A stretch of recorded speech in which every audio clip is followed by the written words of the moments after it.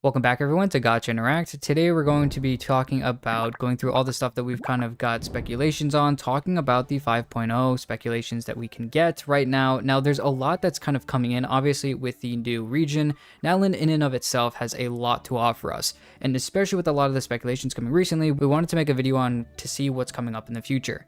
So the first thing we want to talk about is the enemy material drop rate that was increased.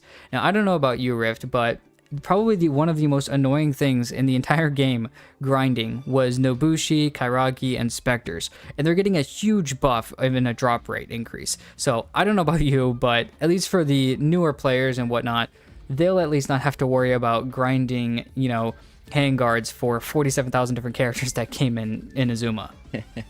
Yeah, no, I definitely agree. It's always been that notorious journey of going to Inazuma Serai Island and just trying to look for all of these different specters. And with these buffs to the drop rate, I think, like you said, it's going to be amazing for just building multiple characters. Even us veterans who still maybe have a lot of these characters we haven't built yet, perhaps, and we want to actually get around to building them, and we find that we need specters. Well, the good news is that it's going to increase the drop rate by what looks to be about 66%. So it's going to give you a little bit more. And then with Nobushi, Kairagi, you're basically getting double rewards. And they're also going to increase for Abyss Mages and some Ruin Guards and Graders. So that'll be kind of nice as well. Well, besides the extra increases to some drop rates, that's going to be extremely nice, like you were talking about, just for grinding characters, old players and new players alike. Also, it seems like to help us a little bit more into all the different characters that we're getting, maybe force us to pull a little bit more and fall a little bit farther into the Gamba addiction that we can have.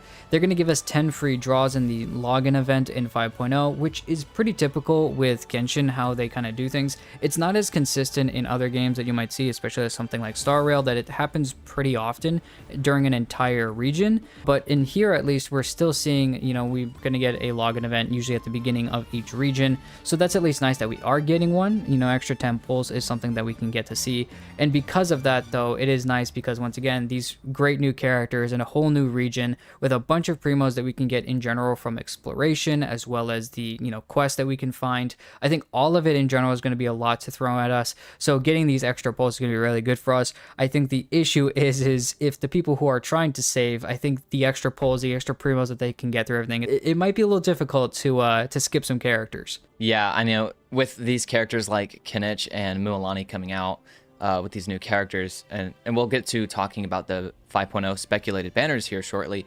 With all of that coming around, with this free 10 pull, like you're saying, it's going to be a little difficult. For me, what I'm doing is grabbing all the new 4-stars. So I have my eye set on Kachina and adding her to my complete 4-star roster. So hopefully we'll get her, and those 10 pulls, that free 10 pull will help me with that.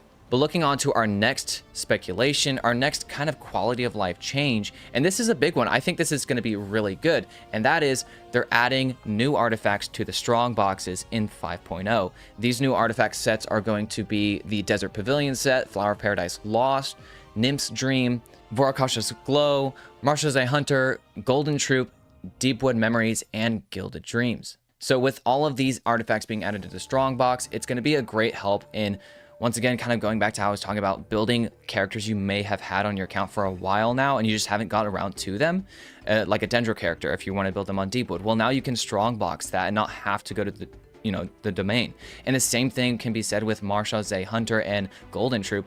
There are several artifacts in here that have really good value across the board, across the roster. Like, most people will tell you that Marsha, Hunter, you can basically use that on any DPS as long as you're using them with Farina, and you're going to get the 4-piece effect every time. So that's a good value artifact set, and Golden Troop's going to be good for any character that wants skill damage.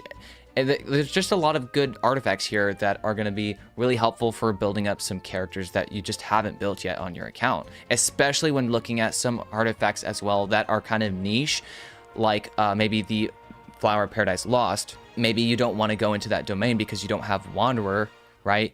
And if you don't have Wanderer, getting those Desert Pavilion pieces can feel somewhat as a waste, or unless you're like using them for Hazel or another animal character, but usually you're not, and you're usually using a different set for those characters. So going into this domain and farming Nilou's set, Flower of Paradise Lost, which might happen anyways with a lot of people wanting to farm for Nilou with Navi and Nilou coming up from 4.8, you could also just wait until this Strongbox change in 5.0 and just Strongbox the artifacts. Or if you're still looking for good rolls for that Nilu of yours because you still haven't gotten them yet, you'll be able to throw all your garbage artifacts into that strongbox. So just little things like that, it's going to be really nice and really helpful for getting the artifacts you want. Looking at the next thing that we have, though, let's go ahead and talk about the 5.0 banners. Now, there's a lot of speculation on who's going to be on there, but it seems a little bit more consistent over the past few days, looking at who on the banner is going to be there. And the first phase is probably going to be Mualani, which is a new 5-star Hydro character in a Catalyst form,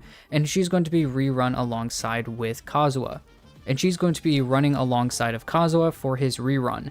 Now, this is an extremely good combo already. We already know that, to an extent, Mualani, if you are, we'll probably make pre-releases in the future and talk about them. Kazuha is going to be a pretty good character in general to run with. Kazuha is just a great character. He's one of the best supports that you can get as a character, never mind just for most accounts.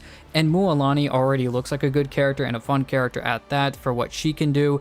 So I think this is going to be a very strong already opening to Natlan. Never mind as well with this banner, usually with the 4-star that comes out as well. Kachina, she's probably going to be on the first half of the banner because that's usually and normally how it goes. The new 4-stars are usually on the first phase. So Mualani and Kachina, who a lot of people I think are going more for than someone like Kinich, who will be on the second phase, but Kinich is riding alongside of Raiden Shogun. So running alongside of that character as well, Raiden's already a very highly sought after DPS character. She's a very good DPS character.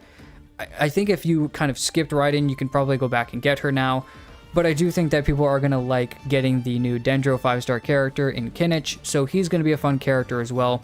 I think these are very strong powerhouse banners, never mind what 4-stars they throw on each banner. I think that this is going to be extremely good. And especially with Kinich coming out in 5.0, kind of, we'll talk about once again in a pre-release in the future. He looks like he'll be kind of working alongside Burn, which Emily in 4.8 also had to do with. So I think there's going to be a lot of people excited for these 5-star characters as well as a 4-star Kachina as well. I totally agree. I can't wait to see some of the team comps with Kinich and Emily that will come in 5.0. I'm really excited to see that and just see how Burn just plays out, because we are looking forward to Emily still at this time for 4.8. And also with Raiden Shogun being on the second half with Kinich, that makes me think of how we usually have the Archon reruns at somewhat close to the beginning of every new patch. Like if we look back to 4.0, we had Raiden, Venti came back with Wriothesley, and just all of the Archons were coming around that time. What I'm trying to say here is that all these other Archons will probably get a Venti rerun early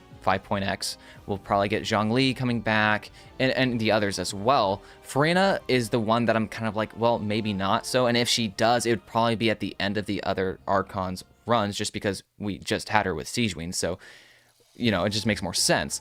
But with these Archons coming back around potentially, that's, reason enough to be saving and kind of just making note of that if you do have your eyes set on certain Archons, because Archons are just pretty powerful. Looking at the next speculation we have, once again going back to a quality of life thing, we're looking at the new change to the profile UI. There's a few things that are kind of different here. The first one is looking at the right side, you're going to have like a character display tab, and then you're going to have a name card tab. Obviously your name card's going to change what you're looking at for what your other people are going to be seeing when they look at your profile. But also in the character display, it's now beyond the original 8 characters you can have. Now it's up to 12 characters that you can show, and there are 2 sliders that you can use on the bottom, one that hides character details and one that just hides constellations. So if you don't want to show off your extremely high constellations, you don't want to brag too much, it allows people to show, I've still got a really good character without the extra constellations that they have. On the other side, you've got your normal things, looking at just the picture of the character as well as the picture of your name card with the adventure rank, your world level, your signature, your achievements, the number of characters that you have in max friendship, which is kind of something that they've added. And that's kind of cool to just show that you've either been playing for an extremely long time or that you've grinded out max friendship characters. That can be kind of cool as well, considering you can only show one name card. But the name card tab on the other side can show how many name cards you can have. Also, it'll show you like normal and like it is now. You can show where you're at in the Abyss and then where you're at also in the Imaginarium Theater. I really like this change just because, I don't know about you, Vixen, but I really enjoy showcasing different characters kind of on a rotation. I kind of have like a thing I follow where when a new banner drops, I always change my showcase to reflect the characters on the banner as long as I have them and they're built. So because the reason I do that is that if there are new players that can see the builds I do on those characters, that's why I even throw my 4-stars on there. So like right now, for example, I have my Nilou thrown up with Kirara, Kaveh, and Ningguang, because I don't have Navia. But like, it's just to help if someone wants to look at it and be like, oh yeah, he has the characters. Oh, and how does he build the character? And just having an extra 4 slots to do that can kind of help me, you know, go further back in time with those banners. So I really like this change. I'm really looking forward to it. There are some other 5.0 quality of life changes, and I do kind of want to hear your thoughts on this Rift, because I've got my own thoughts, but there's a bunch of changes that are happening in 5.0. There's at least 13 in a list that we can see here, but in 3 of these I do want to kind of bring out and touch on. The first one is players can skip floors 9 and 10 in the Abyss and directly claim the rewards depending on their completion status from the previous period, meaning you'll be able to grab floors 9 and 10 and not have to do them at all and immediately just grab the primos from it, and so that you only have to do floors 11 and 12. You can go back and do floors 9 and 10, but you'll immediately get the reward so that you don't have to if you don't want to, if you've already probably 36 starred the last Abyss. The next one is the reputation system in Natlan is adjusted to different types of tribal chronicles. So there's basically, for the different tribes that there are, you're gonna have different reputation systems. You know, that could mean multiple different types of gliders. You know, maybe the main tribe has the glider, another one has some stuff for maybe your teapot, so another one could have just something different, I guess. Maybe more primos, maybe it allows a little bit more, you know, variety. But also then the third one is looking at the Genius TCG invocation, basically looking at the card game. There's like this new types of special moves that you can do with the sleight of hand mechanic. That seems kind of cool, because then you'll be able to quote unquote steal cards from players. That'll maybe allow some more fun things, you know, steal a card from somebody's deck while they're playing. You know, it won't probably forever steal the card, but it probably will take it while you're in battle with them so that you can use it against them. So what are your thoughts on these 3? So going back to the Abyss change with being able to just skip floor 9 and 10, this reminds me of how they have it in Honkai Star Rail with the Memory of Chaos, where after a certain point you can just say, I want to do like the 6th area, then I immediately get 1 through 5 done and I get the stars and I can claim my Stellar Jade. And it reminds me of that. I think it's a good change, especially for people who don't care so much about, you know, the nitty gritty of like, how do I build teams? You know, we're not meta slaves here, right? We're here for the Primogems. Let me just grab my Primogems and move on. And I think that's just going to save, you know, an extra 10 minutes for some people to not have to worry about 9 and 10. Because it's just, for the people that can clear 11 and 12, 9 and 10 are just a walk in the park every single time. No matter what they do, it's the character level being so much higher than the enemy level, it's just always easy, to the point I just use my 4-star teams for the fun of it. So maybe me personally, I'll probably find myself still doing them like on occasion, and probably just on accident, because I forget that the feature's even added, because it's so much of a habit to just go in on an Abyss reset and start on floor 9. So who knows, I might end up doing that still. But I just think it's a good change. It's a time saver for the people who do find it a little bit annoying to like, I have to go and do it again just to claim my Primogems. But me personally, you know, it doesn't really affect me, just because I really do like the combat in the game, and I end up going back to the Abyss even after completing it. So, but I think it is helpful for the people that do want a change like this. As far as the reputation system in Natlan with the different tribes, I think that's a really cool idea. And like you were saying, they could do different gliders. Maybe they can even do like cosmetic stuff. Who knows? We do know that they just added the echo system very recently, to where you can have like these different trails on your characters. I recently picked up my Diluc one. And so there's just a lot they could do with something like that with the Tribal Chronicles. So I'm kind of excited to see how that plays out. And then with the TCG card thing, that's pretty cool for people that like TCG. I don't really play TCG all that much anymore. I did when it started, but it's just not the main part of the game for me. But that does, you know, seem pretty cool with being able to steal a card. Well, that's everything we've got talking about these speculations and the things that you should be expecting when looking at Natlan. There's a lot more, and obviously, like I said before, we're going to be talking about pre-releases in the future, going over the new characters, talking about their kits. We'll probably even talk about some of the artifact sets that can jump out, probably even make a video on the new 4-star and 5-star weapons that are coming out as well. There's so much, obviously, with Natlan. We've been waiting an extremely long time for this. I have, at least. So let us know down below if you guys are excited for Natlan, what you're expecting, maybe some speculations you've seen, and some things that maybe you're hoping for. Let us know down in the comments. Thank you guys for watching the video, and we'll see you guys in the next one.